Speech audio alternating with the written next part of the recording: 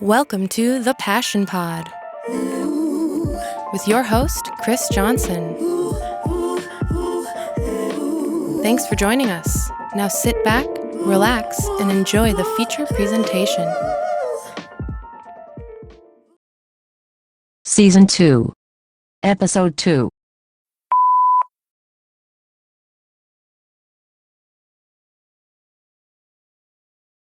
Welcome back, friends, for Season 2, Episode 2. Today we have our most hyped guest to date. You may have seen him dancing in a dress on the news or teaching kids the Bob Ross dance in Phoenix Park. Facts. Through every action, who has your back? Welcome, TeawhYB. Hey, thank you. Thank you for having me, Chris. I'm so excited to have you here. I mean, I'm super excited, too. I'm very passionate about it. How can all of our friends find you and follow you, see everything that you do? Well, you can find me on the street. I'm out there. You can also find me on Instagram, Facebook, all the socials, TeawhYB, TeawhYB, through every action, who has your back, just like you said. I'm surprised you know that. Not a lot of people know that. Yeah, I mean, I was that nerd that looked up TeawhYB in Google. And if you do that, you'll find TeawhYB.com, which has interviews and social media links and videos and all kinds of wonderful things. I also make that my bio for pretty much everything, too. So is it? Yeah. Yeah. Well, actually, because I went to that show. So, oh, that's right. That's right. Yeah. You, Miles Boulevard from season 1, and some other friends of ours all played a show a few nights ago. That was awesome. And it was like a fundraiser, right? Yeah, it was a toy drive. Jake Lacoste put it on, and it was a success. Everybody was showing love. It was such a good vibe in the area. It was super fun. Your part of the show was different than anybody's. So you played at the Plus, where it's kind of separated. Like there's the bar area, and then there's the performance area, stage, and all that stuff. Yeah, you know? yeah. One thing I noticed about you, which I think is brilliant, is genius. For real. Well, so you go out into the crowd when you do your shows. Yeah, I try to as much as I can. That's why I like a wireless. You're very, like, I saw you in Phoenix Park too, and you were dancing with the kids and stuff. You're running out. In general, you're much more directly involved with everybody that's at the show and like building the hype behind it, and not just cool guying people upstage. Like, you know what I mean? Like standing up there like you don't have any love for anybody. You're the first person to get out there and dance with everyone. I'm anti-cool guy. That's why I just make a fool of myself, and I try to get people involved. I try to look at everybody. I try to make it an interaction with everybody when I'm performing. So yeah. Well, I think it's funny because a lot of people are just like uncomfortable to dance when nobody's watching them. But you clearly like have no problem with that. Have you always been able to do that in front of people? Like, when did you like incorporate that? I mean, at some point you must have decided, I want to do this in every one of my shows. Like, when did you start doing that? My family always tells me when I was younger, we would go to family weddings and stuff, and I would always be the one on the dance floor, like trying to break dance and do all that stuff. I don't know. I've seen shows and I've been to so many shows that I want to be involved with their set. I don't want to just watch somebody perform and walk around with a microphone. So I just feel like that engagement aspect is probably the biggest performance aspect that you can add. Yeah, I completely agree. Do you think the only reason other people don't do that is because they're too uncomfortable? I have no idea, to be honest. I don't know what other people think. Because I'm like, for myself, I can imagine that. Like, I would feel much less comfortable if I had to leave the little designated space. You know what I mean? True. Yeah. Or you might get feedback if you go this way or that way. And that's why testing it out and, just being confident and experience is a big part of it too. Yeah, sure. So your music is all over the place. This question's been asked to you a bunch of times. Alternative R&B is like what you call it, basically? Yeah, I call it alt hip pop. Okay. Because I do a little bit of alternative hip hop, and then it's more, also poppy. So I kind of created my own lane. But you did music a long time ago too. Yeah. When did you just do rap before? Like, how did you, I guess, develop what the sound is that you currently are? Yeah, and it stems way back like to high school. So the reason I kind of got into music is through poetry. And I used to be really big into poetry. The Tupac poem book, The Rose That Grew from Concrete, really inspired me to songwrite. And then in high school, I grew up in Green Bay. There wasn't a whole lot to do. So we just drove around and put in a beat CD and we would freestyle like all day. Go hop at parties and freestyle and whatever. And then it just kind of escalated from there. And yeah, I used to do predominantly hip hop with a little bit, singing melodic type stuff, but it really didn't transform into what it was until like 3 years ago. Did you start singing? Like, were you in choirs and stuff back in I the day? never learned how to sing. I don't know notes. I don't know scales. I don't know anything. Everything I create is just kind of come from my mind or inspiration from other things. Are you just an extremely extroverted person? Or where does this, like, confidence come from? Like, your whole moniker is a very positive, confident, like, person. Every time I see you, no matter who you're talking to, you have this big smile on your face, like, nothing's going to put you in a bad mood type of mentality. You know what I mean? I'm just very sure of myself. You know, I've lived a long life already, and I just feel like all the experiences really put me to where I'm at, and I'm confident with who I am. I don't have to hide from anybody. I've always been kind of like that. I've always been very extroverted. You know, we're all kind of both, but yeah, I've always been wide and outside. I'm trying to be like that. I've been trying to do that more and more as I get older. And you're not that much older than me, right? How are you? I'm 40. You're 40? Yeah. No, you're not.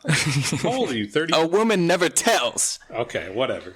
You got to be about my age. I mean, you're extroverted. Look at you, like, with the community that you've created, and you kind of have to be the voice for that. And look at, you know, this podcast is even get your name out there too.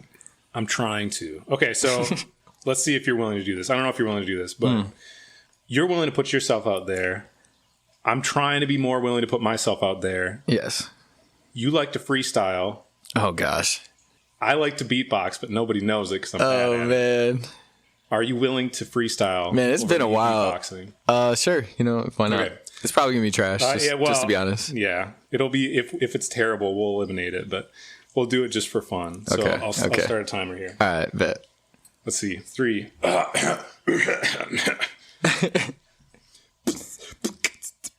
Hey. Woo. Hey. Woo. Sipping on the Miller Lite OJ. Mix it with the Sprite. Yeah, I'm feeling real okay. Fire burning deep and I'm trying to get my passion right. Podcast, we listening in the car or at on my iPad, on my iPhone. Kanye West with this and I'm on. No, I can't. I don't even know. That was It's so trash. sick, dude. That was so rad. Dude, I haven't freestyled in a really long time. That was amazing. I absolutely love that. Okay, so Everybody that's listening is like, wow, that was trash. no, this is how we come together as friends. This is how we do it. This I know. is when we become lifelong friends, right? That's right. That type of interaction. Yeah. The memories that are built. Okay, so let's use our imagination a little bit here. So let's say out of nowhere, tomorrow night, Jay-Z calls you up. He's like, dog, you're going to perform at the Grammys tomorrow. You're going to be put on the public stage for the first time. Everyone's going to see you. Walk me through what the next 24 hours looks like, what you're going to wear, what you're going to do tonight, who you're going to talk to, who you're inviting, what songs you're going to play. This is your chance to show the world TeawhYB. Well, if I'm getting a call from Jay-Z, there's probably a reason, right? So there's probably a song or a moment that popped off that I need to capitalize on. And that's why I'm going there. Because anybody in the music industry is not going to hit me up unless if they're trying to use me to catapult something else that they're doing. That's just kind of how it works. You got to my back, your back, or people on the come up, you know, people that are already major, they're using people that are on the come up. So first I got to identify what that is. And I probably already know it if somebody's calling me to perform at the Grammys. But what am I doing? Well, I'm getting my freshest fit good. Making sure I'm right, booking my flight or, you know, taking care of my arrangements. Cause I'm always like a worry person like that. Before I go anywhere, I got to make sure all my stuff is situated before I make it out there. But probably performing the song called Cabin. I would imagine that's probably what it would be for. That's my most popular song as of right now. But who knows? By the time this podcast drops, maybe I'll got something else out there. But making sure my set is right. Who am I bringing with? Probably Miles Boulevard. Maybe you. I'm bringing as many people as I can. You know, and sometimes it fluctuates. Like who is in your life at that time that's helping you and stimulating your mind to be able to reach that level, because you are the company that you keep. So also John Porn, probably Greg for sure. I'm bringing as many people as I can because we're trying to entourage in the green room. I'm going to make sure I'm super comfortable, ready to perform at the Grammys. Kill it. Just do my thing. Not even a question. I wouldn't even be nervous. If I got a call, I would not be nervous at all. I feel like that would be like, I think I've announced a lot of things, like skate contests and in general. I've been on the mic for a lot of things, but I feel like the Grammys would be the one thing that would shake me. I would get up there and not be able to have like a calm voice. It's so stiff. Stuttery. It just feels like, eh. Yeah. Well, so You're going to play at the Grammys. That's going to be tight. All the homies that are listening who are like, I don't understand. TeawhYB is going to play the Grammys, but I don't know what he sounds like. Let's pick one of your songs to listen to right now. What's your choice? I sound so different on every song, so it's really difficult if you want to box me into something. But let's go with the song Cabin. It's probably the one that has the most meaning to me. It's from a place of love. It's from my cabin up north where a bunch of my family has places, and my grandparents were from there or lived there. And it features Kate McGarvey, another artist that I absolutely adore and love. And yeah, it's probably one of the most beautiful songs ever. Shout out to Kate. Kate actually had some vocals that were on the intro that we've been using for this podcast since the very beginning. They Small gave plug. us the permission, thankfully. So here's Cabin.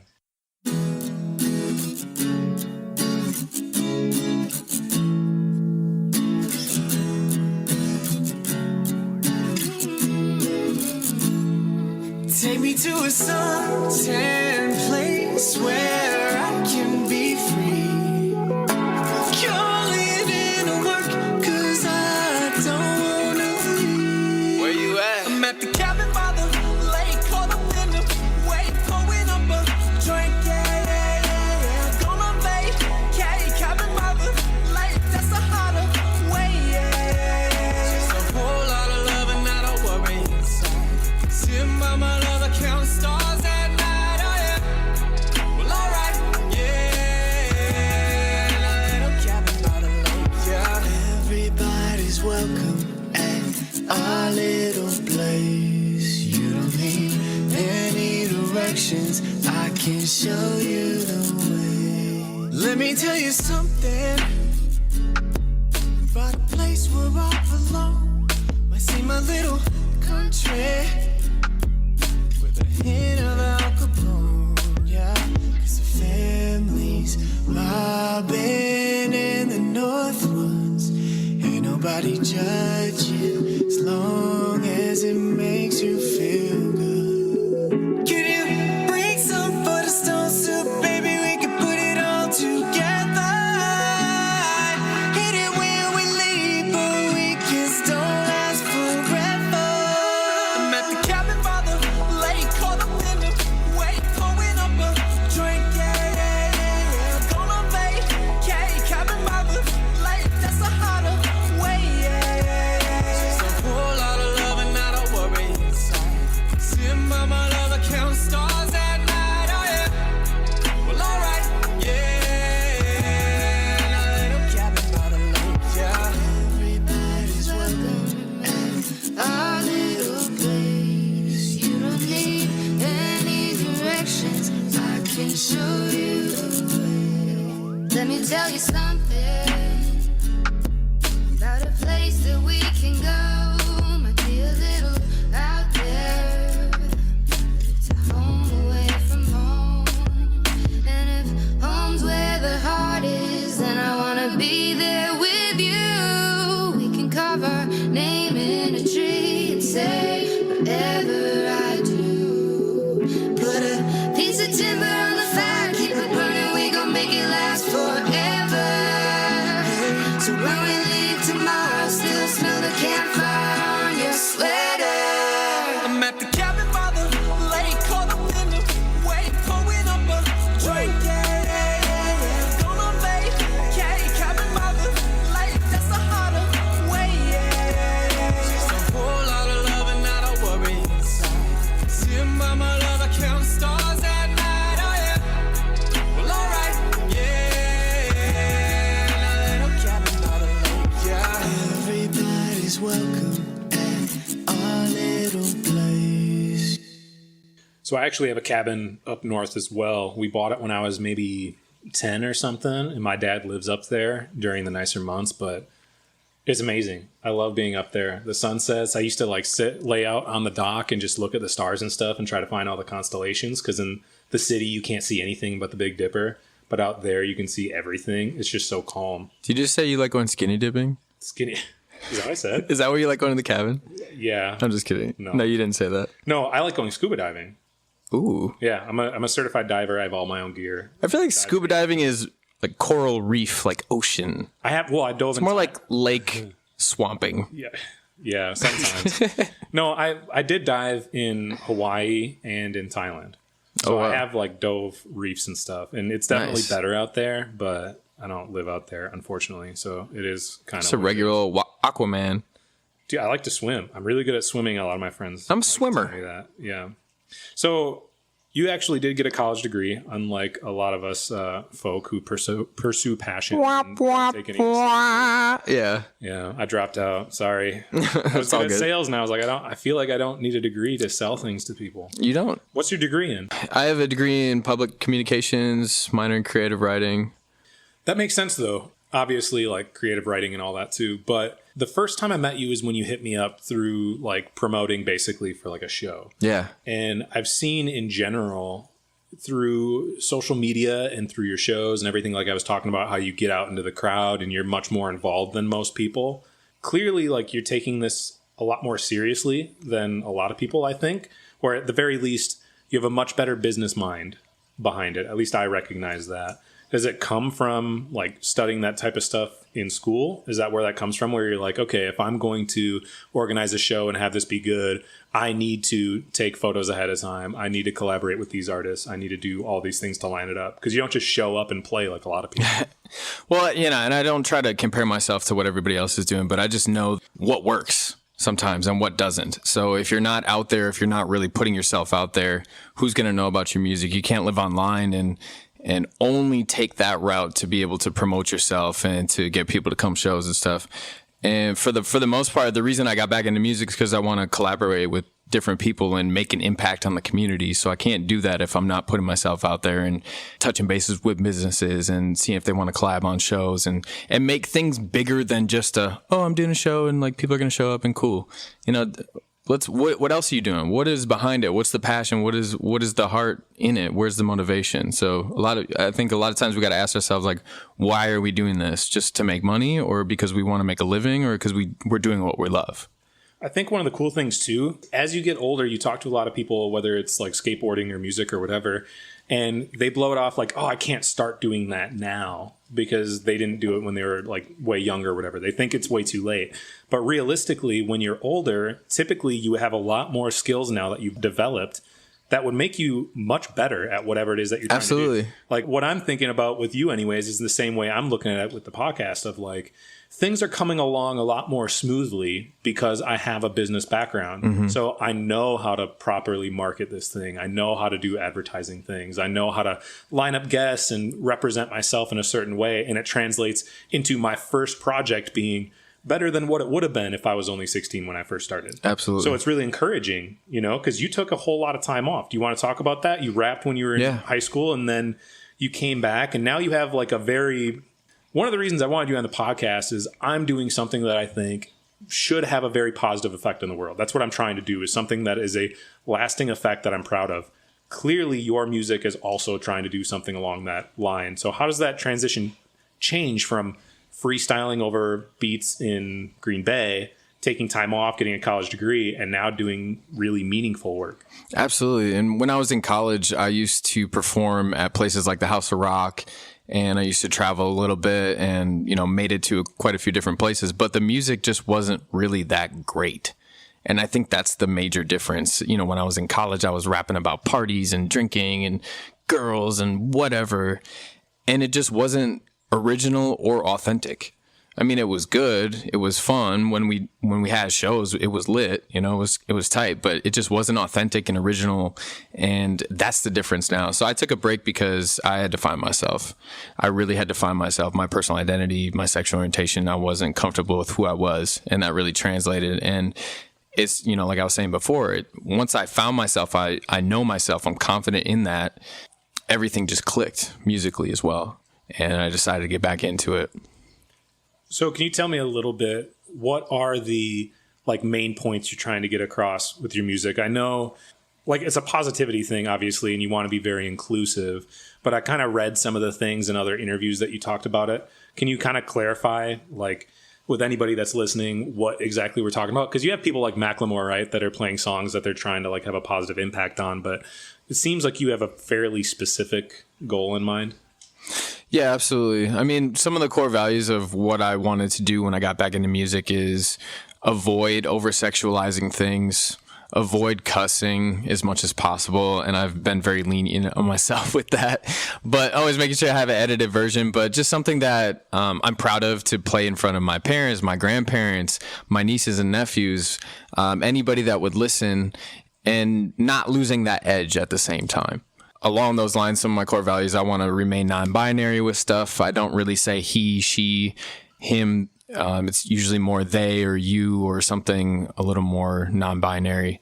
Just being inclusive and representative of my community too. Because you mentioned Macklemore, he had this really famous like gay coming out song, but he's not even in the community. He's an ally, which is great, and I appreciate that. But I just wish that somebody could make it that's actually from the community talking about their own community, as opposed to like Taylor Swift, like, oh, it's okay, like we support you, and that's great. I love that, but nobody from the community is making it up to that pedestal. Right. Not yet. I mean, hopefully somebody like you is just going to blow up. That would be fantastic. On the more positive side, you've been dancing forever, right? You write music. How did you come up with this Bob Ross thing that you're kind of becoming famous for at this point? You know, it was really just a spur of the moment thing. A couple years ago, I was in Minneapolis for New Year's with my friend Ashley, and I was just acting hella goofy and was just doing this like painting Bob Ross thing, and it just really expanded from there, and I made it into an entire dance and then put it in a song, and working on a song, or maybe the song's gonna be done by now, with Miles Boulevard, a Bob Ross kind of like theme dance. And I don't know, it just kind of popped off. Like, people love it. People love Bob Ross. What's not to love? I think it's fantastic. So you did a song, and this gets back to like what we were talking about a minute ago about doing really positive things, called Saturday, right? That's what it's called. Yep. So everyone can just go look that up. But how did that music video happen? It got all over the news here in Eau Claire because it showed you in a dress and you're dancing around North High School, which is where I graduated from. Oh, cool. Back in 2008, with a bunch of kids like kind of pushing you and stuff like that. Can you, I guess, tell me what's the deal with the message behind that whole thing? Yeah, the song was really spur of the moment. That was kind of a freestyle moment for me. Sometimes if I just get an idea, I just go in the booth and I just kind of record it and I'll piece it together or whatever. And that's definitely what happened there. I knew the idea that I wanted. I just woke up one day. I was feeling so good. It was a Monday, which is usually the worst day of the week.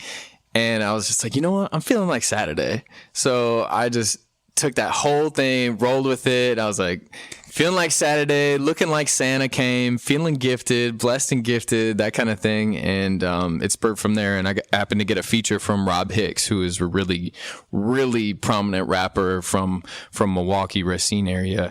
And the video, I actually reached out to Kyle Lehman of Ivy Media, and I said, hey, I want to do this video. He was like, yeah, we definitely got a collab. Got together, and I had this idea of doing like an anti-bullying type video where I was going to be very flamboyant in this dress, and I'm going to be walking down the hallways, and these kids are going to be pushing me and throwing stuff at me and making fun of me, recording me doing whatever. And I'm just going to be dancing, can't break my stride. And, you know, at the end, not to spoil it, but at the end, we all kind of come together, all the kids, after I cross like a finish line, and all the kids come together and we celebrate and we, you know, do whatever. So the basis behind it is, don't break my stride, because you're not going to. It's not even worth it. It's not worth the energy. I'm going to be me. I'm comfortable in myself, that I don't care if you make fun of me. I don't care if that you push me down. I don't care if you try to drag me there. I've been through it. So in high school, you know, that it's a metaphor for me in high school. I was a popular kid. I was cool. And then a rumor got out that I was gay and stuff like that. And my whole life flipped around, literally flipped around. Like, everybody didn't want to talk to me. They were making fun of me. People were calling me, leaving me, you know, like threatening voicemails. And it was just uncomfortable. And fortunately, I made it out of it. A lot of people don't. And it's sad. I mean, there's a lot of teen suicides, there's a lot of depression, there's a lot of things that go into those traumas. And looking back, it's like, oh, it's so stupid. Like, high school's dumb. I don't even care. I don't even care anymore. But I live with that. And the video is just to represent that you can make it through. And that's what I preach to the students, and that's what I talk to the students about, is it might seem bad right now because a lot of them are choir kids, and I'm sure they're not, the most popular all the time. They're the coolest kids ever. They are literally the nicest kids ever. But, I'm sure the athletes and the other kids probably take prominence, just like we know the high school story. And it's just something that I wanted to preach to them and say, quite literally, while they're in the video, like, look at me, make fun of me, I'm in this dress. Just know if you're going through the same thing, you can make it through. Just keep going and be you. I think that's really powerful. And it's awesome that people like you can recognize the position that you're in and how much of an impact that you're capable of having. People in positions like ours where we're somewhat looked up to by that age group of kids, right? Like middle school, high school kids. They're younger than us. We've grown up and matured a little bit, and they look up to us in a lot of ways. And we look up to them too, because we're looking for all the new trends. Yeah. We want to stay young. We want to be fresh, Yeah, trying to stay hip. No, but yeah, that's how you do it. They're looking up to us, and it's cool when you can recognize that we became role models in our community. Like our age group is the group that's now taking over. We're the ones who are now getting on city council and making, law changes and stuff. We're the ones who are in all the media. If you read through volume 1 and stuff, it's people like us that are on there, all the shows. It's our age group, right? So we've had that decade plus or whatever out of high school to mature, find ourselves, feel comfortable. And it is our job to lead our community.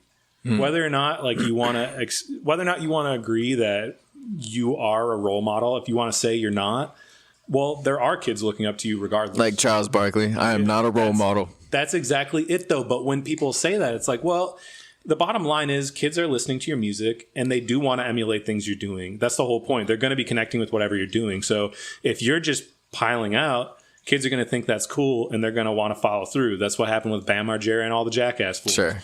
Versus somebody like you or somebody like me that goes, hey, I've grown up a little bit. Maybe I did some stupid things when I was younger or whatever, but I want to have a lasting impact that's positive. And I understand that I'm in a position where I can really affect things in a positive way. I'm going to take advantage of that and I'm going to do some really cool things with it.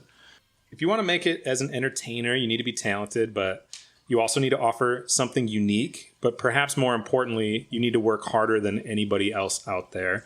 I kind of talked about it with you earlier, but you definitely put in the work more than most people. At least it seems like it to me. I think a lot of people think opportunities are just going to fall into their laps. They ask me, like with the shop too, like, oh, how did that happen? They think it just like happens to you. That's not how the world actually works. Sorry. If you want something cool as fuck to happen to you, you have to make that happen. It's not just going to happen. That's just not how it works. You have to seek out those really cool opportunities. And the more you put yourself out there and you seek out awesome opportunities, now the networking happens and doors open and you get to have cool experiences. Can you tell me about something that you've gotten to be able to do that happened because you seeked it out? It didn't just like fall into your lap?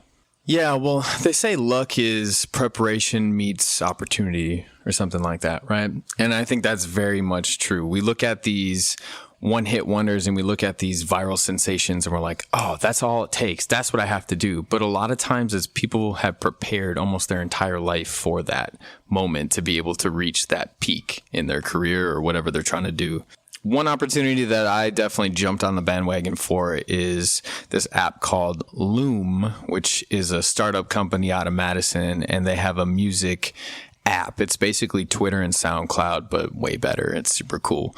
And I got on right as soon as they basically got on, right from the jump. It was a beta app, and I was talking with them and uploading songs and, kind of gaining traction from that. And one opportunity that grew from that is, now they're at like 90,000 people on the app, which is a pretty significant number. I guess I don't know what the total number is, but it's pretty crazy. Just seeing it from zero to that. And one opportunity that arose is because I've, connected with the people that started up the app, they've offered to put me on for shows. So I did a Madison show. It was outdoor and, you know, kind of did the Bob Ross all over the place, and they loved it. So then they asked me to be a part of Freak Fest, which is a festival over in Madison. Lil Yachty performed, a bunch of other big name artists have performed there. So I got to actually perform at this major festival. Unfortunately, it was basically snowing and raining because it was the end of October, and this past year it was terrible weather. But still put on, still made an impression, still gained fans, followers. And I don't like saying fans, I like saying fams, because if you're going to listen to me and follow me, you're basically family in my eyes. Because fans is just weird. It sounds like Katy Perry, like, oh, I love my fans. It's like, ugh, stop. Like, that's just weird. I don't like that. Yeah, well, I said in, I think, the very first episode, to make friends with everybody you meet. That was my piece of advice, because you never know when those people are going to come around again. You know, everybody realistically has something really awesome to offer to this world. It's just a matter of whether or not that aligns with you in some sort of way. Absolutely. And you never know who you're going to run into and what opportunities could present themselves to either help them, you help each other, or, you know, whatever. But meeting people is never a bad thing. You never know what can happen. I always say, like, I don't believe in karma in, like, the true sense of karma, but I say, look, karma exists because statistically speaking, it exists, and that's just how my brain works. If you're an So asshole, rational. it's true, but in my mind, if you're an asshole and you live in the city of Eau Claire, Wisconsin, it's a top 10 biggest city in Wisconsin, so it's not tiny, but it is small. Yeah. If you're an asshole to a lot of people, you're gonna fucking run into them again. Wham. It's gonna happen. Right. That shit will bite you. If you're just nice to people, you're probably gonna run into them again, or somebody that they know. It's better to just be nice to everybody. You're probably going to run into them again. Now they're not going to spit in your food. Well, you attract the energy you put out. Oh, yeah, absolutely. It's magnetic. For sure. So this is a really similar question, but it's still really important.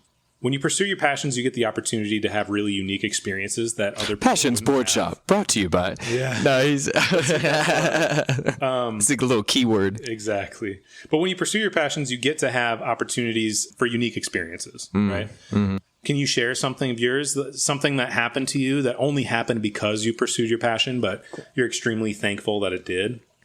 Yeah. And this is kind of a side note, basically, but there's two things that come to mind instantly. Is performing and touring. You get to visit different cities and meet different people. And I performed at quite a few universities in the Wisconsin chain. And, you know, of course, they pay for your lodging, they pay for your hotel. So it's all like, yeah, we partied in a hotel. Not that we really do. But you go to different places, you meet different people, and it's basically a vacation that's paid for. Because I don't look at music as work. I mean, I do I treat it like a profession. But when I go and do that, I'm just having fun. Like, that's literally all I'm doing. You know, you practice, you rehearse, you do all that stuff, but I go to have fun with people, meet people, engage with them, and make sure that they're having a good time. I want to spread that. I want it to be infectious in a good way. Twofold, the coolest thing that I've done music-wise that was completely left field is the Saturday video that you're talking about, the anti-bullying video. Got picked up by 2 news stations in Eau Claire, which is super awesome. And I was watching the clip that they did on WQOW, and the weatherman was like dancing to the song when they played the video, and the anchor women were like, oh, you got dad dance moves, like you dance like a dad, and you know, so they're like clowning on him, whatever. So I reached out to him on Twitter, and I'm like, yo, if you want me to come on the air, I'll teach you how to dance. We could do the Bob Ross dance. He was like, bet. All right, come through on Monday at like 5 a.m. I'm like, oh, dog. So I got up and went to the station and did the Bob Ross dance on air to introduce the weather. And it was probably the coolest moment ever. Yeah, I don't think I'll ever do something that epic in my whole life. I hope that I do. No, you need to aim higher than that. Come on, dog. No, that's so fucking cool. I'll share one too. So on the first season, episode 5 was with this dude, Gabriel Fisher, who's fucking cool as shit. He's an artist. He does sculptures and paintings and stuff. And ever since then, I can't stop painting. It's weird. Like the inspiration. I love your paintings. Well, I absolutely love them. That JFK one, I really kind of wanted that one. I saw that that went up for sale, and I was like, oh. Yeah, I was stoked on that one. I just finished 2 more in the last day. It's nuts. I'll show you. Can I get an Obama one? I don't have Obama. Dude. Well, okay, so this is a whole tangent, but I was at a garage sale and I found a folder with 11 by 14 photographs or like portraits of all the presidents. Oh, gotcha. Okay. I didn't know how that stemmed. Yeah. And that's where I got it. Well, this folder is from a long time ago, and I think the most recent president in there is Carter. Oh. Yeah, so it is old. But anyway, so I've been painting almost every day. It's been like an addiction. It's crazy. I can't stop. I just love creating. Well, because this hit me and I'm like, God, I really like doing this. I decided I was going to do a contest through my shop. I think this was October or something that I did it. But I posted on the shop social media and I was like, okay, this month, do any artwork you want that's even just the tiniest bit loosely inspired by the shop in any way. It doesn't have to say passion at all. It could be anything you want. But submit it, and I'm going to pick a winner. I'm going to repost all their stuff, and I'm going to give you a $50 gift certificate just for being a part of it and creating something fun. Word. You know, it doesn't cost money. Let's just create some things. It's not. This is a skateboard shop, but that doesn't mean that if it's limited to that. Yeah, you don't have to only skateboard to come. Like, we could talk about other cool shit. So let's do art. So, dude, people did a bunch of art. People were painting on boards. This one dude did this crazy one. I don't know if it was really Photoshop or what, but like a digital art of like a van that said passion with like skateboard wheels and stuff as the axle. That's cool. Super well done. It was crazy. I had 3 people. There was one who did a graffiti looking thing, like airbrush looking. That was really, really awesome. And then there's another dude who did a graffiti looking one that was totally different. It was like fine tip markers or something, but it was incredibly detailed. I draw with feathers. Yeah. And you blow it like just with your mouth, right? Yeah.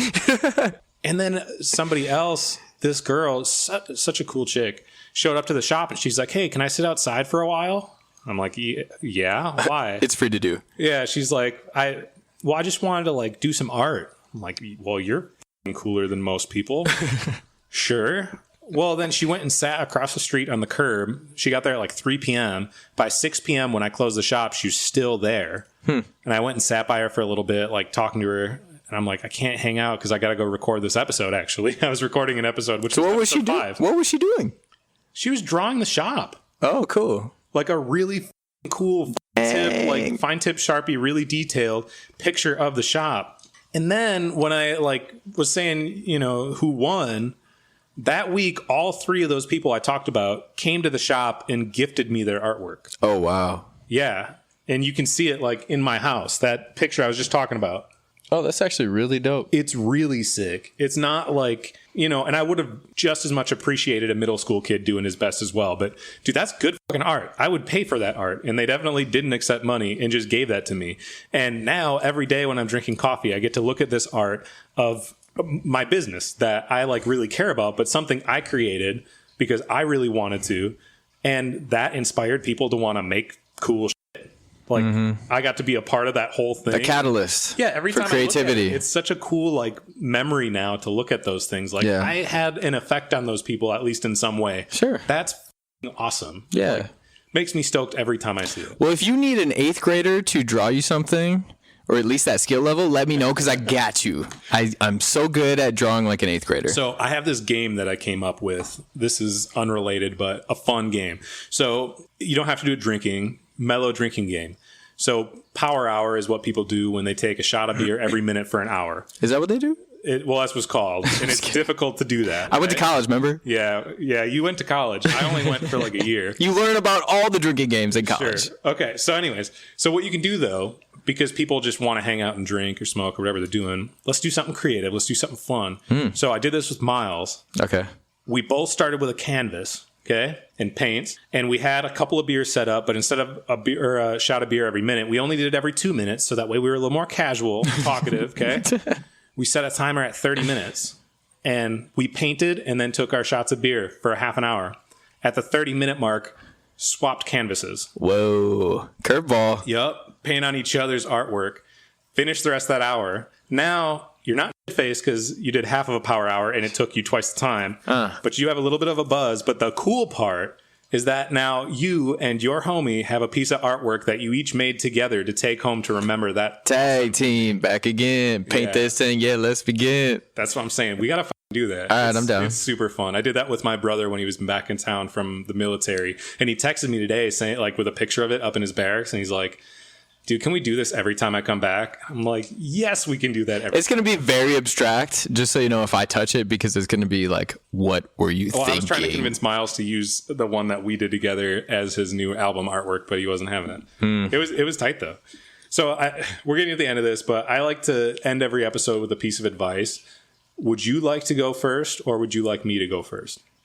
No, I want you to go first because I don't want to pick the same one. Wait, you said we're almost done? Yeah. Okay, before we get there, I got to ask you my question. All right. You know, I'm taking the reins. All right. I'm the captain now. All right, Chris? Sure. All right. We're in Chris's place, right? He bought it from his dad. Yep. Stole it from him. Kicked his dad out of the house. He's living on the streets now. No, I'm just kidding. He's fine. He's living in his van. All right. He just drove down to St. Louis 2 days ago. That's dope. He's not living in a van down by the river. Anyway, there's a mini door right over here, and it looks like Dobby from Harry Potter lives in there. I thought the kids lived in there because last time I was here, the kids weren't here, and they were going to McDonald's for like 18 hours, and it just didn't seem right. What is that little door? We don't talk about the door. I know you don't talk about it, but we're talking about it right now. I got you on air. You can't cut this out. So it's an ongoing joke that we say we don't talk about the door, just as like a Yeah, and that drew the intrigue. yeah. Well, I don't believe you. so let's hit the advice to end the episode. And I always preface that. Are you going to do some Dr. Phil stuff? Yeah. Well, so not everyone gives a shit what I have to say, and not everyone gives a shit what you have to say. So Yeah, true. a lot of people aren't going to listen anyways. But this show is about being positive and helping people. Yeah. And that's what I'm attempting to do. Hopefully that's your goal with this as well. Yeah. So here's my piece of advice, and this is honestly just based off you, but my advice for this episode is be willing to put yourself out there. Don't be embarrassed by who you are inside. The problem is if you go out there and you're trying to put up a front to be what you think other people want you to be, everything's fake. You're not going to be able to enjoy anything you do. You're not going to have genuine people following you or being a part of your life. If you go out there and you just be yourself and be open and have a good time, you're going to attract the right type of people to be around you. You're not going to be alone. You're not going to be shunned and told like, whatever, you're stupid, you're not cool. You're the coolest person because you're yourself. And other cool people that are like-minded are going to find you, and your life is going to be a whole lot easier. I should have went first. You basically took my whole thing Stole it. and put that up there. Oh my gosh. All right. What you just talked about is basically what I preach, what my music is about, what my persona is, and what I try to influence people at. I think if you coincide it with what I'm about to say, it makes sense. Oftentimes, social media, we look at people's statuses, we look at people getting married, we look at people getting new jobs, and they're going on these extravagant vacations, and things seem so glamorous on the other side. And I think my best advice to give to anybody, regardless of what you do, is to stop comparing yourself to others, your peers, your friends, your family, and stop taking those pressures from those people so literal. Just because we see something doesn't mean that we need to do it, or we feel that fear of missing out, that FOMO, that we're like, oh my gosh, I need to do that. I need to be that. I need to be them. I need to be doing what they're doing. We need to be more comfortable with what we're doing because we put ourselves in that situation. We can always climb out and do better. We can always climb out and make a change for the better, but it takes cojones to be able to do that and to gain the confidence to be able to do that. But comparing ourselves leads to nothing but depression. It's not something that we need to put onto ourselves. So if we stop comparing ourselves to each other, we'll be happier with the achievements that we get. We downplay our achievements because it's not as good as somebody else did. You know, for example, I didn't get put on this major festival and somebody else did. Oh, I should be in that position. Oh, I should. Well, now you're just feeding off of hatred and you're feeding off of jealousy. You're not enjoying what you are accomplishing. And we're putting ourselves in these opportunities to be able to get to that point. Like I was saying before, nothing happens overnight. Sometimes it does. Doesn't mean that there wasn't work put in before then. Or we got lucky and we knew somebody that was able to do something for us. It's just kind of how it works. So if you keep going with the trajectory that you're on and it's a positive one and you're happy, you make others around you happy, there's no reason to compare yourself to somebody that's doing something a little more extravagant because you need to find that happiness within. And we need to be more content with what we have going on. We're going to look back 10 years from now. We're going to be like, oh my gosh, those were the good days. Why didn't I enjoy it more? Because you were too busy worrying about somebody else. Wise words. Thank you for joining us for this episode of The Passion Pod. We hope you enjoyed it as much as we did. We'll see you soon.